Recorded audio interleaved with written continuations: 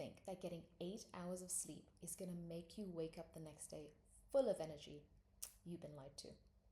Today, I'm going to show you why and how tiredness isn't just a sleep problem, and how women like you and me can reclaim our energy back when we have 1,001 things to do. Did you know that 70% of women of color who experience chronic fatigue symptoms, only 50% get it diagnosed properly? I know. So, tiredness isn't just physical, it's emotional, it's cultural, and it's systemic. And today, we're gonna flip the script. So, when you say to someone you're tired, they're gonna say you're not getting enough sleep, you're sleeping too late, you are on your phone too much. I used to believe this too. Now, I live a pretty natural life between the UK, Dubai, and Zambia. I've got a really good routine in place, especially being a diabetic. But what I learned is it's actually not about doing more or pushing through. It's actually about what I was carrying. It was less about doing more or finding something else that will make my sleep schedule better. It was actually asking the question, what needs to be released? Fatigue is not always about lack of sleep. It's about releasing what was never yours to carry in the first place.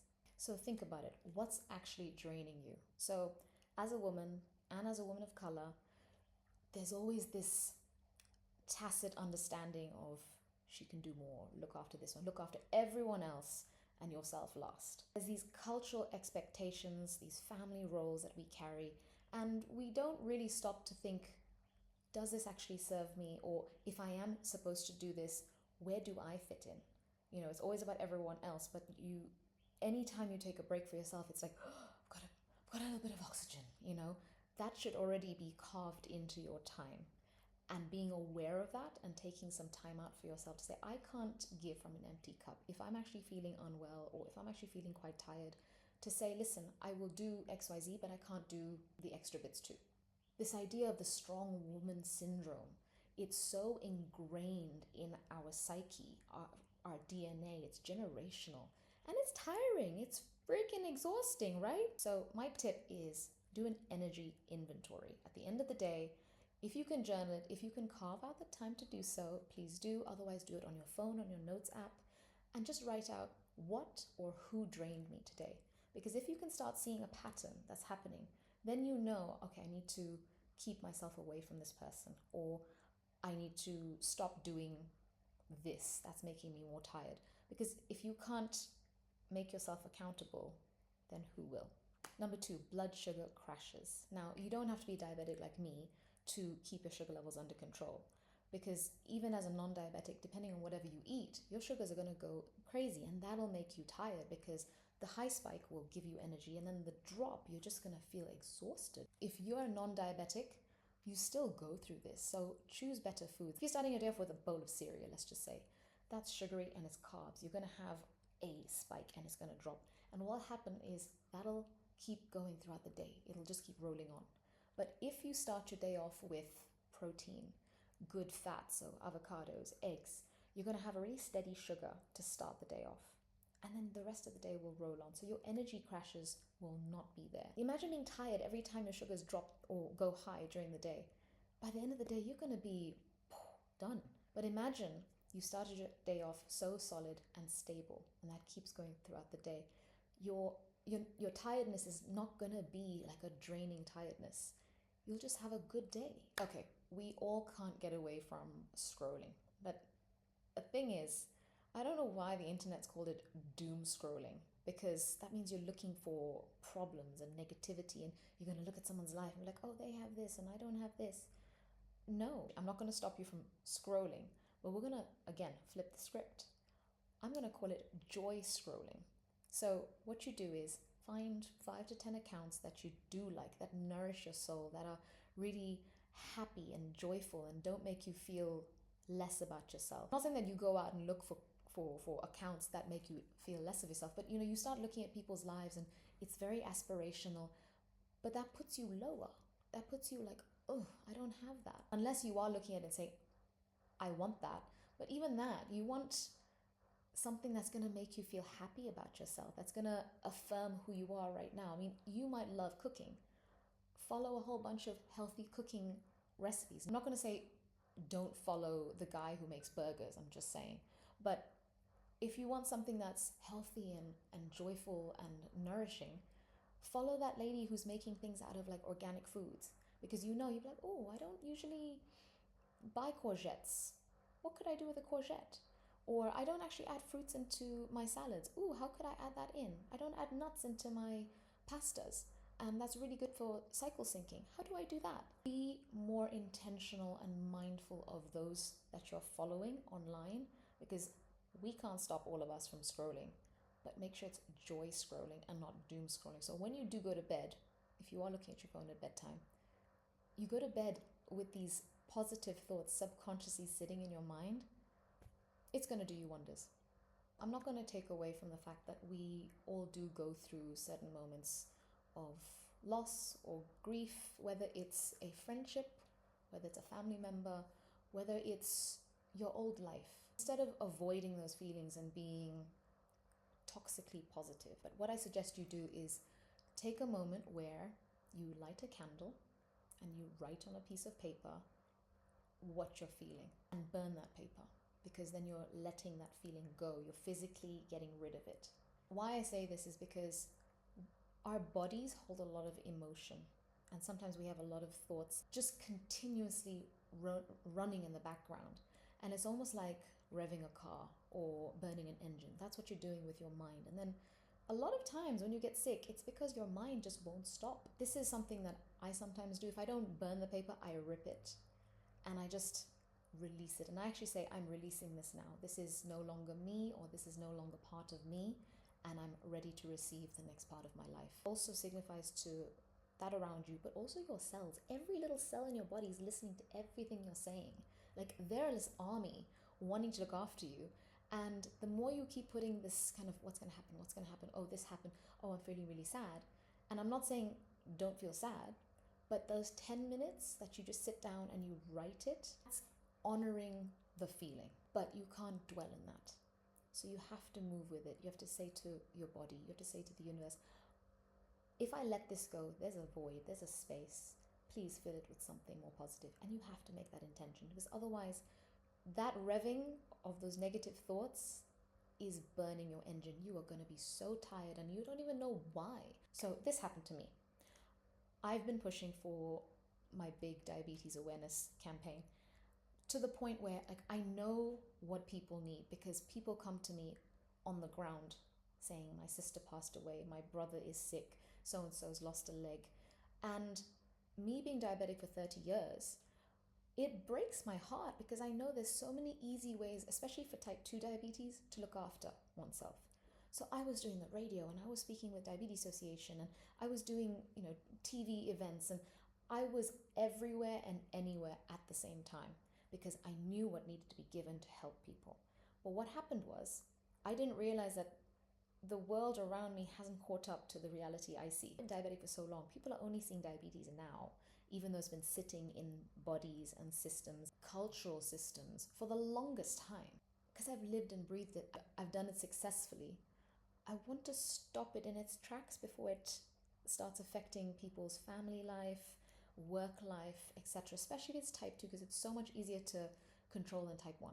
And especially if you're living in a very natural climate, it's so easy to go outside and exercise, to live organically, etc. It's a mindset too, because we have everything in Zambia. I'm saying Zambia particularly because this is where I grew up, and why my diabetes is so well controlled is because I really pay homage to this type of lifestyle. You can do it in Dubai, you can do it in the UK, you can do it in America, you can do it in India, wherever in the world you can, as long as you make that intentional effort to eat better, to exercise.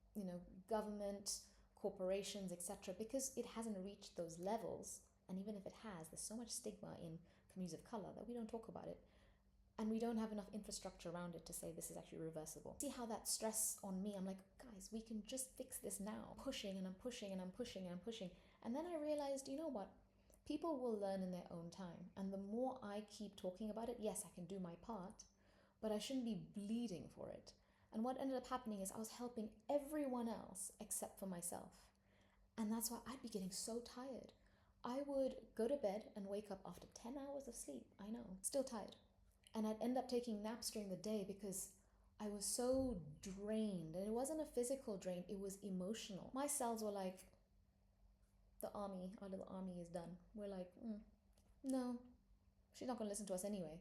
This is why I say it's so important to fill your own cup first, to stop that mental chatter, to write it out, to go for a walk, to find a way to actually physically release it from your body. If that means you do kickboxing, do it. We don't realize how mental chatter, especially negative mental chatter, can really make you so tired. You know when your phone's on 1% and you have to plug it in? I felt like I needed to be plugged in. You know, coming from someone who's lived and breathed it, I can already see it happening to those. And whether it's diabetes or any other chronic condition, it's tiring. Now, if you don't have a chronic condition, you're still pushing your body. You just don't have that many check lights. So, in that sense, just listen to your body, get it out of your mind, write it out, burn it, rip it, and just honor those feelings. 10 minutes, even 15 minutes, however long you need, but once you've honored it, it's done. Get it out and replace it. Look for positive things. Don't look for the negative and the danger. That's how your RAS, your reticular activating system, starts looking for more problems. Look for the joy. Look for the opportunity. Look for the happiness. And if you can feed your mind negative mental chatter, you can also have it have positive mental chatter. See there? So easy. It's a practice. You have to get the reps in. It's like going to the gym. You're not going to be buff in a day, but in 6 months with pure intention, increasing your weights and eating well and being really diligent about it, but also listening to your body. When you're tired, you're going to get the result that you want. Right now, if one day you write your journal and you're going through your emotions and then you leave it for a whole week, you're setting yourself up to fail. Everyone has 10 minutes. Put it on your watch, on your phone, little timers. I put all my timers on my Apple Watch. 10 minutes, just write it all out. 10 minutes, go for a walk and say it out loud. Or say it in a voice note. Just get out your system, because otherwise your body harbors it in and makes you more tired. So rest is important. But what is the definition of rest? Rest isn't just taking a nap during the day. Rest is anything that's going to bring you back in alignment with yourself. Rest could be dancing. If dancing makes you feel so nourished and whole and like yourself again, that's your rest. That's your form of meditation as such. Rest could be setting a boundary with someone or something. Rest could be absolute pure silence. Rest can be whatever you want it to be.